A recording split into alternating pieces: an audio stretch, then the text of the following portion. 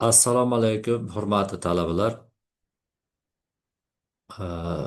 Fanimizning nomi iqtisodchilar uchun matematika bir deb nomlanadi. Nima uchun birligi? Sababi ikki semestrda biz bu fanning e, davomini, ya'ni davom ettiramiz va u iqtisodchilar uchun matematika 2 deb nomlanadi. Yani bugun birinchi mavzuyimiz tenglamalar sistemasi va matritsa.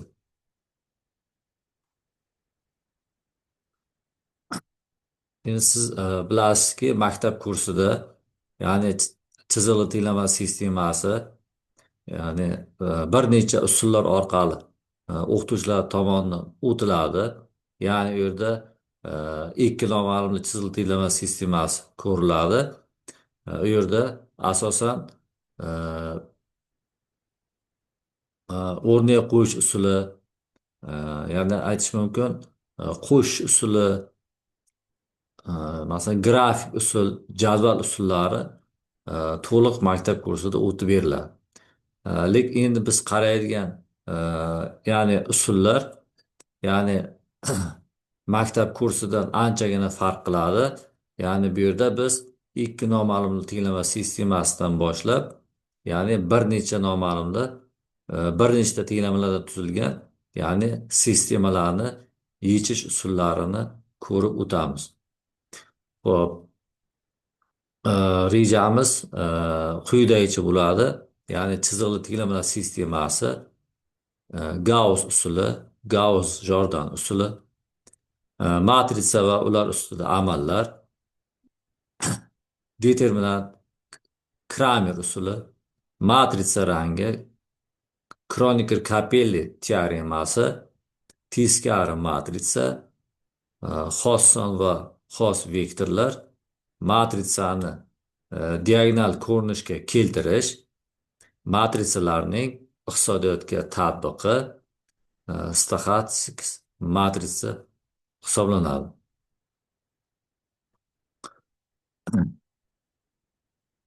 Yani boya aytganimdek, ya'ni chiziqli tiklama sistemasini, ya'ni biz e,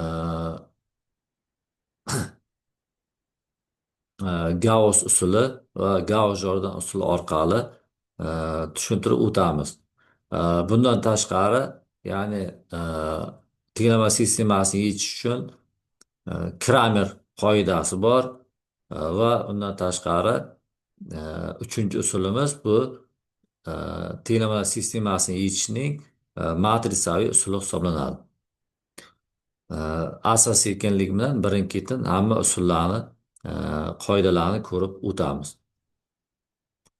Yani chiziqli tenglama sistemasini yechishning eng ko'p ishlatiladigan usullardan biri, ya'ni Gauss usuli hisoblanadi. Uning mohiyati uch noma'lumli uchta chiziqli tenglama uchun ko'rsatamiz. E, Undan ziyodini ham ko'rsatishimiz mumkin, lekin bu anchagina vaqtni olib qo'yadi.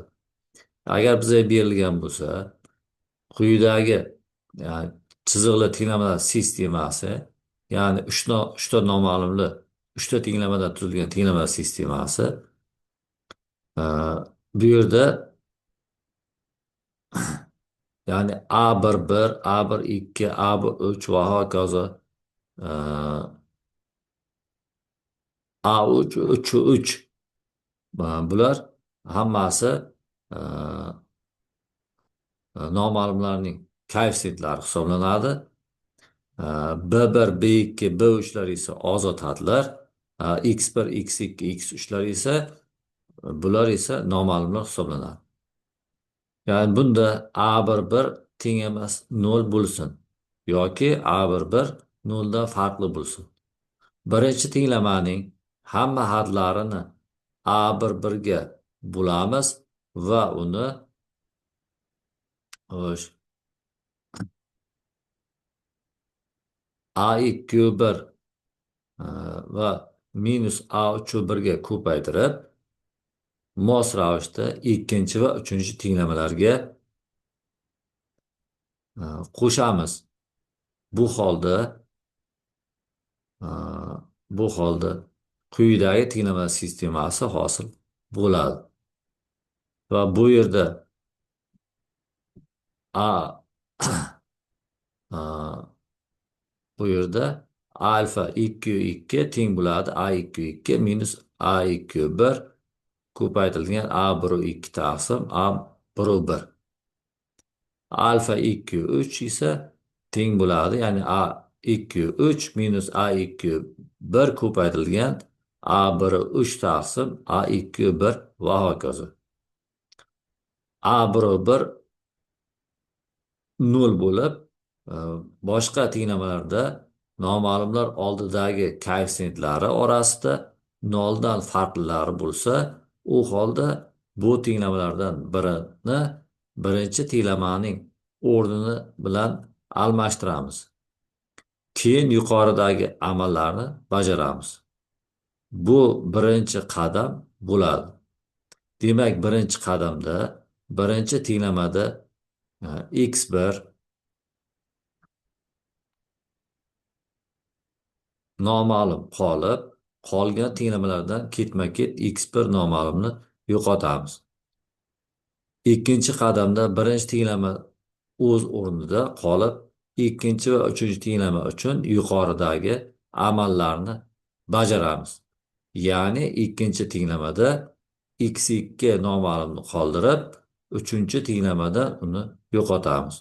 Shunday qilib, bu amallar natijasida, ya'ni birinchi tenglamalar sistemamiz quyidagi ko'rinishga keladi. Endi hamma noma'lumlarni so'nggi tenglamadan boshlab teskari qadam bilan topish qoldi.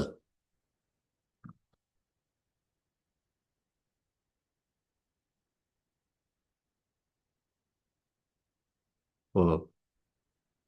Endi bunday solganda Gauss usulini e, mohiyatini aytadigan bo'lsak, Gauss usulining mohiyati shundan iboratki, ya'ni bu yerda e, uchta tenglamadan bitta tenglama ajratib olinib, e, va o'sha qolgan ikkita tenglamadagi qaysi biz noma'lumni e, yo'qotmoqchi bo'lsak, ya'ni u yerdan qolgan ikkita tenglamadan x1ni yoki x2ni yoki x3ni, ya'ni uchta noma'lumdan birontasini yo'qotmoqchi bo'lsak, u holda, ya'ni biza o'sha sonlarning, ya'ni o'sha noma'lumlarning oldidagi koeffitsiyentlarga qarama qarshi koeffitsiyentdagi songa shu ajratib olgan tenglamamizni ko'paytiramiz.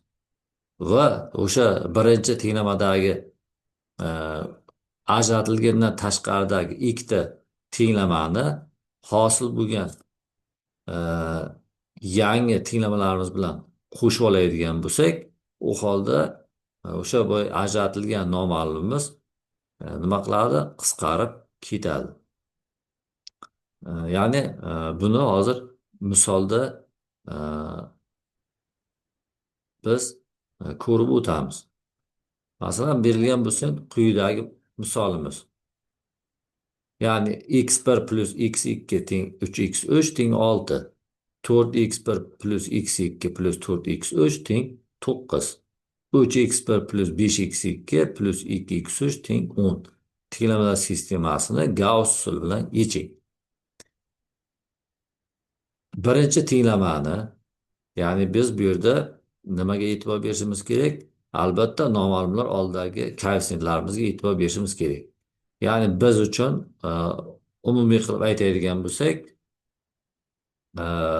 birinchi e, tenglamada x1 e, chiroyli turibdi, chunki uning oldidagi koeffitsiyenti 1. Ikkinchi tenglamada x2. Ya'ni bizda imkoniyat bor, yo birinchi tenglamani ajratib olishimiz mumkin alohida, yo ikkinchi tenglamani olishimiz mumkin. Endi bu yerda birinchi tenglama qaralyapti. Ya'ni birinchi tenglamani ajratib oladigan bo'lsak, ikkinchi tenglamamizda x1 oldidagi koeffitsient 4 bo'lganligi uchun minus 4 ga, Uchinchi tenglamamiz oldidagi koeffitsient 3 bo'lganligi uchun -3 ga ko'paytirib, e, ikkinchi va uchinchi tenglamalarga qo'shamiz. Ya'ni qo'shaydigan bo'lsak, e, u holda u holda mana bu ko'rib turgan, ya'ni sistemamiz hosil bo'lar ekan. Xo'p, endi yana davom ettiradigan bo'lsak,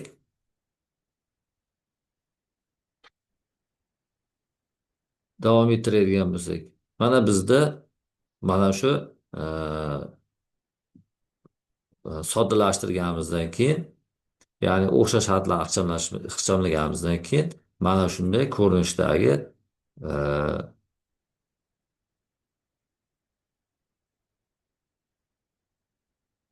nima qolar ekan?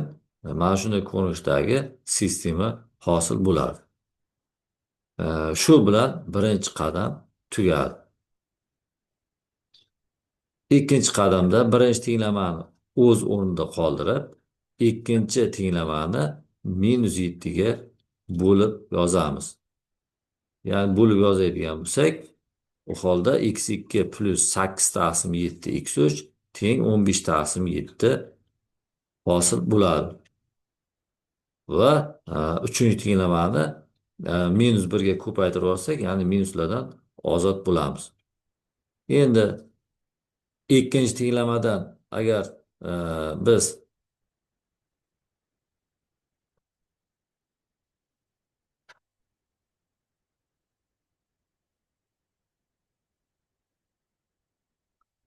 xo'sh, ikkinchi tenglamadan biz birinchi tenglamani, ya'ni uchinchi tenglamadan x2 noma'lumni yo'qotamiz. Buning uchun ikkinchi tenglamani -1 ga ko'paytirib uchinchi tenglamaga qo'shamiz. Ya'ni qo'shganimizda, ya'ni oxirgi tenglamadan nima kelib chiqar ekan bizda? X3 teng 1ligi kelib chiqadi.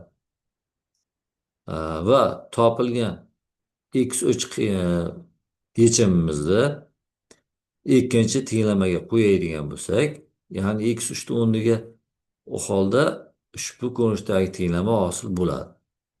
Yoki bu ham, ya'ni quyidagicha bo'lar ekan. Ya'ni x2 ham, ya'ni 1 ga teng bo'lar ekan. Mana biz x2 bilan x3 ni topib oldik. Ya'ni bu yerda eng muhim narsasi nima ekan? Biz